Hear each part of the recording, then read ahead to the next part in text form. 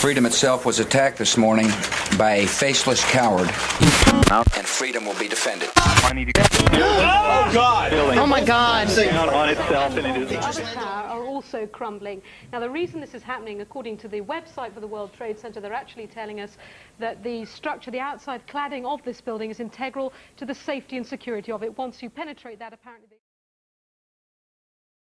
Well, now what you're watching there, this is... So I was sent a YouTube video from a friend telling me that 9/11 was an inside job. And he said, dude, this is a really scary video, but there's got to be something wrong with it. Can you watch it and tell me what's wrong with it? So I watched it, and it was very spooky and scary, and it got me thinking, wow, maybe it was an inside job. And then there was the scene where they show one of the towers collapsing, and as it's collapsing, you see these large puffs of air come out of the sides of the building as it's collapsing. And the video says this is evidence of a controlled demolition, because these are the explosions that are occurring that's causing the buildings to collapse. But I knew just vaguely some basic science about how the World Trade Center buildings collapsed.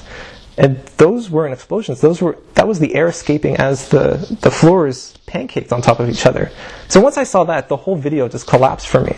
You know, I can't trust these people anymore. And then I started re-examining all the other claims they were making, and they're all just as specious. They're all just anomaly hunting. You find things that, if you don't know about that particular issue, sounds odd and sounds out of place. But once you talk to an expert about it, it's no longer out of place. Skepticism, or scientific skepticism, to define it more accurately, is not about a set of beliefs.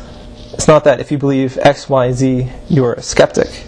Skepticism is a process. It's a process of taking in a claim and then analyzing it and then coming to a conclusion that is relevant for that set of evidence. Delivered because of your prayers, because of your faith. Here it comes, complete healing in Jesus. There's a very important distinction between cynic and skeptic. A cynic is someone who just doesn't want to believe things. A cynic is just as bad as someone who believes too many things, because their beliefs are determined ahead of time and it's completely unrelated to the evidence of it. A skeptic is someone who wants to proportion their beliefs to the evidence. Ouch.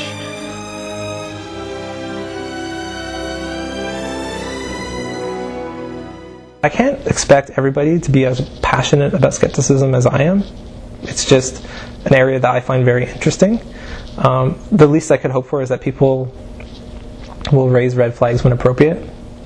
I don't expect people to, read every issue of Skeptic magazine.